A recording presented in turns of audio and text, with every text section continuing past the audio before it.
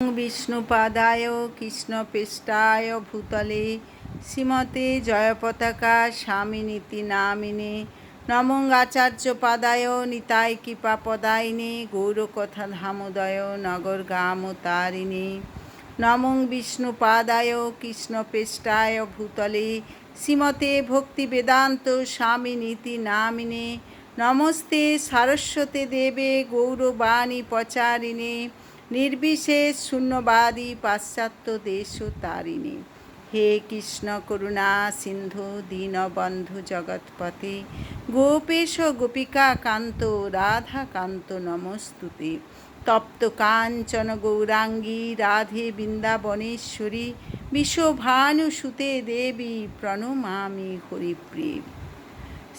কৃষ্ণলীলা তৃণাবর্ত উদ্ধার। পরমেশ্বর ভগবান সর্ব অবস্থাতেই সর্বৈশ্বর্যপূর্ণ, অর্থাৎ সমস্ত সম্পদ, সমস্ত বীর্য, সমস্ত শ্রী, সমস্ত যশ, সমস্ত জ্ঞান এবং সমগ্র বৈরাগ্য তার মধ্যে বর্তমান। বহুরূপে তিনি অবতরণ করেন এবং তার সেই অবতরণের ফলে বদ্ধ জীব তার লীলাবিলাসের কাহিনী শ্রবণ করার অসীম সৌভাগ্য অর্জন করেন। ভগবদ্গীতায় ভগবান বলেছেন, জন্ম কর্ম চ মে দিব্যম, অর্থাৎ ভগবানের জন্ম এবং তার কার্যাবলী দিব্য চিন্ময়, তা জড়া প্রকৃতির অতীত। কিন্তু বদ্ধজীব ভগবানের এই অসাধারণ কার্যকলাপের কাহিনী শ্রবণ করে অসীম সৌভাগ্য অর্জন করতে পারে। ভগবানের লীলাবিলাসের কাহিনী শ্রবণ করার মাধ্যমে আমরা ভগবানের সঙ্গ লাভ করতে পারি। ভগবানের এই সমস্ত লীলাবিলাস শ্রবণ করে আমরা জড়জগতের বন্ধন মুক্ত হয়ে অপ্রাকৃত ভগবদ্ধামে উন্নীত হতে পারি। প্রতিটি বদ্ধজীবী গল্প, উপন্যাস, নাটক ইত্যাদির আকারে অন্য জীবের কথা শুনতে ভালোবাসে। অপরের কার্যকলাপ সম্বন্ধে শোনার এই প্রবণতার সদ্ব্যবহার আমরা করতে পারি ভগবানের লীলাবিলাসের কাহিনী শ্রবণ করে, এবং তার ফলে তৎক্ষণাৎ অপ্রাকৃত জগতে উন্নীত হতে পারি। শ্রীকৃষ্ণের লীলাসমূহ কেবল অপূর্ব সুন্দরী নয়, তা অত্যন্ত চিত্তা আকর্ষকও।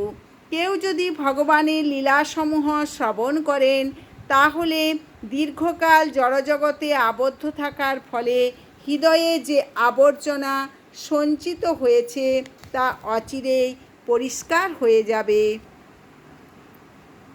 হরে কৃষ্ণ কৃষ্ণ কৃষ্ণ হরে হরে, হরে রাম রাম রাম হরে হরে, হরে কৃষ্ণ কৃষ্ণ কৃষ্ণ হরে হরে, হরে রাম রাম রাম হরে হরে। শ্রীচৈতন্য মহাপ্রভু নির্দেশ দিয়ে গেছেন যে কেবল ভগবানের দিব্য নাম কীর্তন করার ফলে আমরা সব রকমের জড় কলুষ থেকে মুক্ত হতে পারি।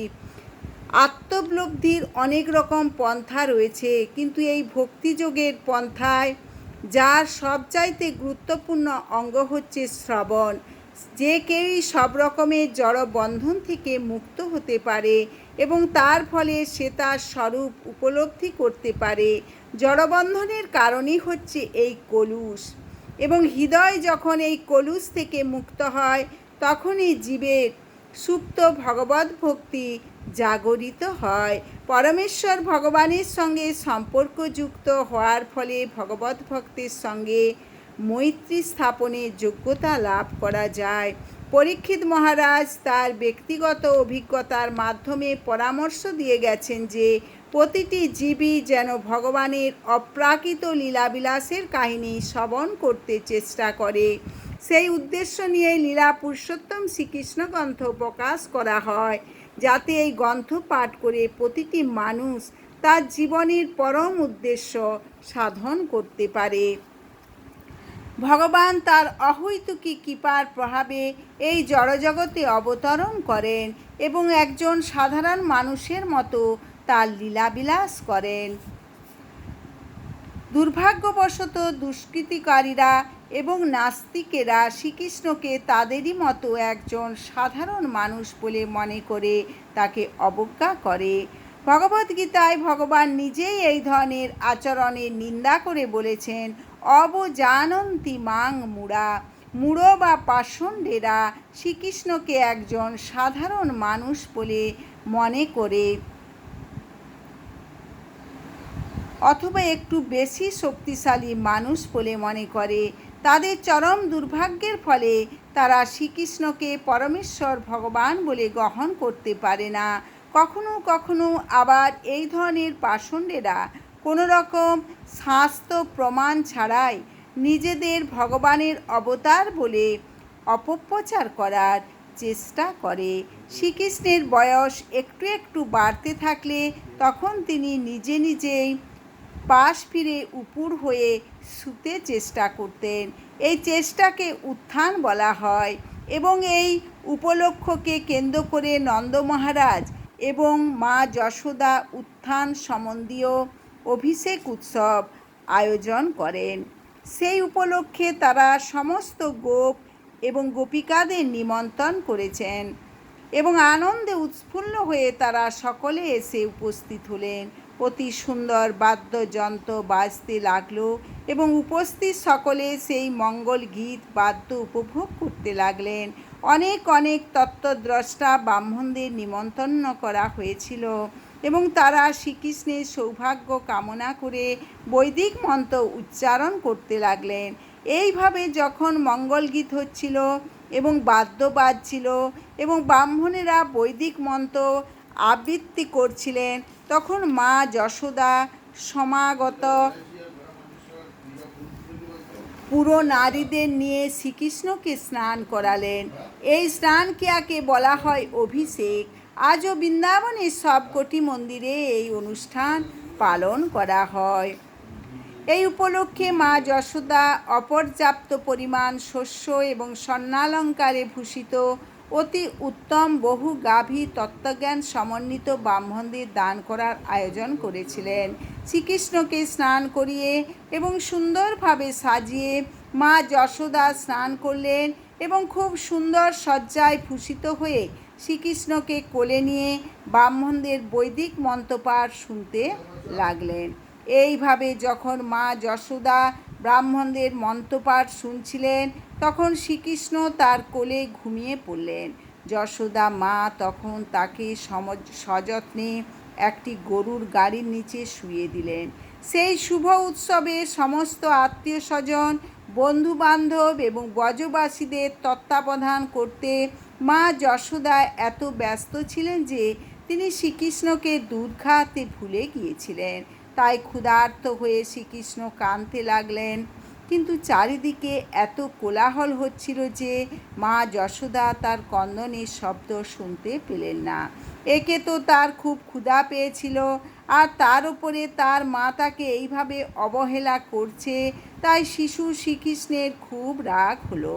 তিনি তখন একজন সাধারণ শিশুর মতো তার চরণ কমল যুগল ছুটতে লাগলেন এবং তার ফলে তার অতি ক্ষুদ্র পল্লবতুল্য কোমল চরণ কমলের আঘাতে সেই শকটটি উল্টে গেল।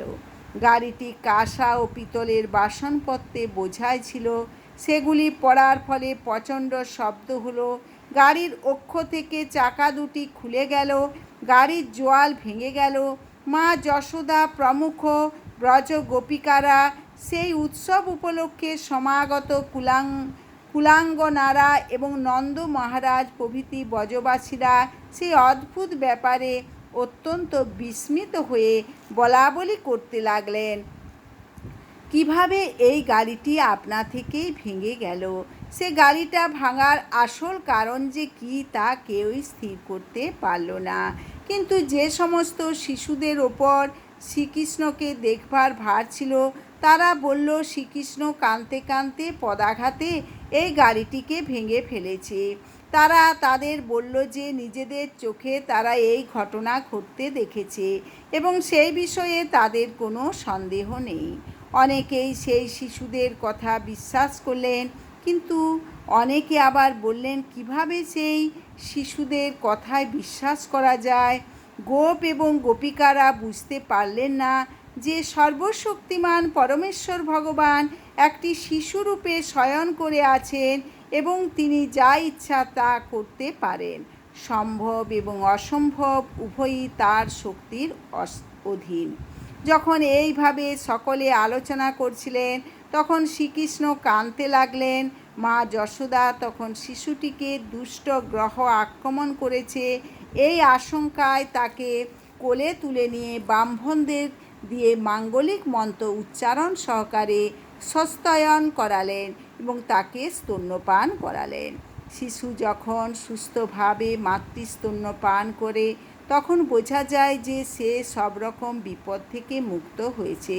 তারপর বলবান গোপেরা গাড়িটিকে ঠিক করলেন এবং যে সমস্ত বাসনপত্র ছিটকে ছড়িয়ে পড়েছিল সেগুলি আবার ঠিক করে তাতে সাজিয়ে রাখলেন। তারপর ব্রাহ্মণেরা দই, ঘি, কুশ এবং জল দিয়ে হোমক্রিয়া সম্পাদন করলেন। শিশুটির সৌভাগ্য কামনা করে তারা পরমেশ্বর ভগবানের আরাধনা করলেন। যে সমস্ত ব্রাহ্মণেরা সেখানে উপস্থিত ছিলেন তারা সকলেই অত্যন্ত সুযোগ্য, কেননা তাদের চিত্তে ঈর্ষার লেশমাত্র ছিল না।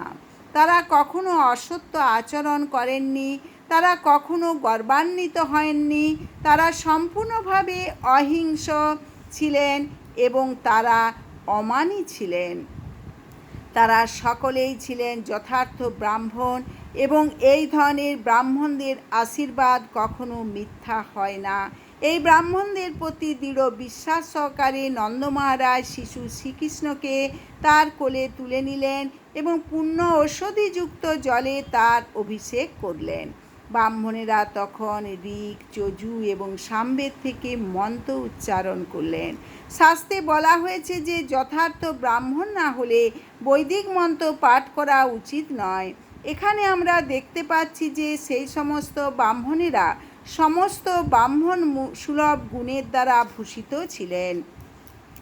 নন্দ মহারাজা রাজেরও তাদের প্রতি খুব বিশ্বাস ছিল, তাই তিনি বৈদিক মন্ত্র উচ্চারণ করে শাস্ত্রীয় আচার অনুষ্ঠান করতে তাদের আহ্বান করেছিলেন।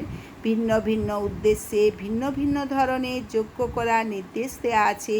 যথার্থ ব্রাহ্মণ না হলে সেই মন্ত্রগুলি উচ্চারণ করা যায় না এবং যেহেতু এই কলিযুগে এই ধরনের যোগ্য ব্রাহ্মণ পাওয়া যায় না, তাই এই যুগে সব রকমের বৈদিক যাগযজ্ঞ অনুষ্ঠান নিষিদ্ধ। তাই শ্রীচৈতন্য মহাপ্রভু এই যুগের জন্য কেবল একটি মাত্র যজ্ঞ করার নির্দেশ দিয়ে গেছেন, সেটি হচ্ছেন সংকীর্তন যজ্ঞ, অর্থাৎ ভগবানের নাম সমন্বিত মহামন্ত্র হরে কৃষ্ণ কৃষ্ণ কৃষ্ণ হরে হরে, হরে রাম রাম রাম হরে হরে কীর্তন করা। ব্রাহ্মণেরা যখন দ্বিতীয়বার বৈদিক মন্ত্র পাঠ করলেন এবং যজ্ঞ অনুষ্ঠান করলেন তখন নন্দ মহারাজ আবার তাদের প্রচুর পরিমাণে শস্য দান করলেন এবং অসংখ্য গাভী দান করলেন। এই সমস্ত গাভীগুলির গায়ে ছিল সোনার জরির কাজ করার বস্ত্র, তাদের শিংগুলি ছিল স্বর্ণ অলঙ্কারে ভূষিত, তাদের খুরগুলি ছিল রূপার পাত দিয়ে মোড়া আর তাদের গলায় ছিল ফুলের মালা। তারা অদ্ভুত শিশুপুত্র শ্রীকৃষ্ণের মঙ্গলের জন্য তিনি অপর্যাপ্তভাবে ব্রাহ্মণদের দান করলেন এবং হরে কৃষ্ণ কৃষ্ণ কৃষ্ণ হরে হরে, হরে রাম রাম রাম হরে হরে। ব্রাহ্মণেরাও তার বিনিময়ে প্রাণ ভরে শ্রীকৃষ্ণকে আশীর্বাদ করলেন। এই সমস্ত সুযোগ্য ব্রাহ্মণের আশীর্বাদ কখনো নিষ্ফল হয় না। এই উৎসবের পর একদিন মা যশোদা শ্রীকৃষ্ণকে কোলে নিয়ে আদর করছিলেন। হঠাৎ তার মনে হলো এই শিশুটি যেন অত্যন্ত ভারী হয়ে উঠেছে এবং তাকে আর বহন করতে না পেরে তিনি অনিচ্ছা সত্ত্বেও তাকে মাটির ওপরে এবং তাকে আর বহন করতে না পেরে তিনি অনিচ্ছা সত্ত্বেও তাকে মাটির ওপরে রাখলেন। তার কিছুক্ষণ পরে তিনি নানা রকম গৃহকর্মে ব্যস্ত হয়ে পড়লেন। এই সময় তৃণাবর্ত নামক কংসের এক অনুচর কংসের দ্বারা আদিষ্ট হয়ে এক ঘূর্ণিঝড়ের রূপ নিয়ে সেখানে সে উপস্থিত হলো। সে সেই শিশুটিকে তার কাঁধের ওপর তুলে নিল এবং ধুলা রাশি দিয়ে সমস্ত গোকুল আচ্ছন্ন করে ফেলল। তার ফলে কেউই কিছুই দেখতে পেল না এবং চারিদিক তখন অন্ধকারাচ্ছন্ন হয়ে গেল। এই ভীষণ দুর্যোগের সময় মা যশোদা তার শিশুটিকে যেখানে রেখেছিলেন সেখানে আর দেখতে পেলেন না। শ্রীকৃষ্ণকে তখন ঘূর্ণিঝড় রূপী তৃণাবর্তাসুর আকাশে উড়িয়ে নিয়ে গেছে। শ্রীকৃষ্ণকে না দেখতে পেয়ে মা যশোদা তখন মৃতবৎসা গাভীর মতো ভূমিতে পড়ে করুণভাবে রোদন করতে লাগলেন। মা যশোদা যখন এইভাবে বিলাপ করতে করতে কাঁদতে লাগলেন, তখন সমস্ত ব্রজগোপিকারা চারিদিকে শ্রীকৃষ্ণকে খুঁজে বেড়াতে লাগলেন। কোথাও তারা তাকে খুঁজে পেলেন না। তৃণাবর্ত তখন শ্রীকৃষ্ণকে নিয়ে নভমণ্ডলে অনেক উপরে উঠে গেছে, কিন্তু হঠাৎ শিশুটি এত ভারী হয়ে উঠল যে সে তাকে নিয়ে আর ওপরে উঠতে পারল না। তখন তাকে ঘূর্ণিঝড় রূপী কার্যকলাপ বন্ধ করতে হলো। শিশু শ্রীকৃষ্ণ অত্যন্ত ভারী হয়ে পড়ার ফলে তার ভারে তৃণাবর্তাসুর নিচের দিকে পড়তে লাগলো।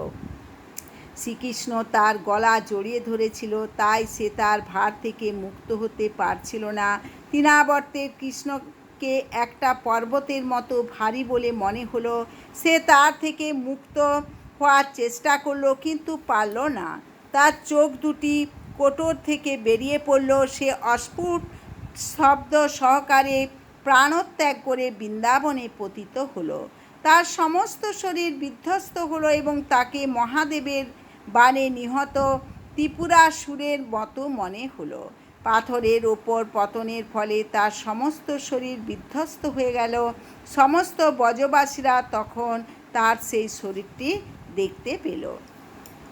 ব্রজগোপিকারা যখন সেই নিহত অসুরটিকে এবং তার বুকের ওপর ক্রীড়ারত শ্রীকৃষ্ণকে দেখলেন, তখন ছুটে গিয়ে তারা গভীর স্নেহের সঙ্গে শ্রীকৃষ্ণকে কোলে তুলে নিলেন। এইভাবে শ্রীকৃষ্ণকে ফিরে পেয়ে গোপ এবং গোপাঙ্গনারা অত্যন্ত আনন্দিত হলেন। তখন তারা বলাবলি করতে লাগলেন, কি আশ্চর্যের বিষয়! এই অসুরটা কৃষ্ণকে খাওয়ার জন্য তাকে চুরি করে নিয়ে গিয়েছিল, কিন্তু পরিণামে তারই মৃত্যু হলো। কেউ কেউ বলল, যারা অত্যন্ত পাপী তাদের পাপের ফলে তাদের মরণ হয়, আর কৃষ্ণ হচ্ছে অত্যন্ত পুণ্যবান, তাই সব রকম বিপদ থেকে সে রক্ষা পায়। আর আমাদের পূর্বজন্মে অনেক যাগযজ্ঞের অনুষ্ঠান করেছি, পরমেশ্বর ভগবানের আরাধনা করেছি, অনেক ধনসম্পদ দান করেছি, মানুষের মঙ্গলের জন্য অনেক অনেক ভালো কাজ করেছি। সেই পুণ্যকর্মের ফলে এই শিশুটি সমস্ত বিপদ থেকে রক্ষা পেয়েছে। গোপীরা নিজেদের মধ্যে বলাবলি করতে লাগলেন, আমাদের পূর্বজন্মে আমরা না জানি কি কঠোর তপস্যা করেছিলাম, কিংবা ভগবানের আরাধনা করেছিলাম, বা জনহিতকর কাজ করেছিলাম, বটবৃক্ষ রোপণ করেছিলাম, বা কূপ খনন করেছিলাম, যার ফলে এই বালকটি আজ মৃত্যুমুখ থেকে ফিরে এসে আমাদের আনন্দিত করছে। এই আশ্চর্য ঘটনা দর্শন করে নন্দ মহারাজ বসুদেবের সাবধান বাণী স্মরণ করতে লাগলেন। একদিন মা যশোদা শ্রীকৃষ্ণকে কোলে নিয়ে পুত্র স্নেহে বিগলিত হৃদয়ে শত প্রবাহিত স্তন দুগ্ধ পান করাবার পর চুম্বন করে তাকে আদর করছিলেন। এমন সময় শ্রীকৃষ্ণ হাই তুললেন। যশোদা দেবী তার মুখের মধ্যে আকাশ, স্বর্গ, মর্ত্য, জ্যোতিষচক্র, সূর্য, চন্দ্র, অগ্নি, বায়ু, সমুদ্র, দ্বীপ, পর্বত, নদী, বন এবং স্থাবর জঙ্গম সমস্ত কিছু দেখতে পেলেন। মৃগ নয়না যশোদা দেবী হঠাৎ শিশুর মুখে এইভাবে নিখিল বিশ্ব দর্শন করে কম্পিত কলেবরে অস্ফুট স্বরে বলে উঠলেন, এ কি অপূর্ব দৃশ্য! তিনি আর কিছু বলতে পারলেন না, কেবল তার নয়ন মুদ্রিত করে তিনি বিস্ময়ান্বিত হয়ে রইলেন।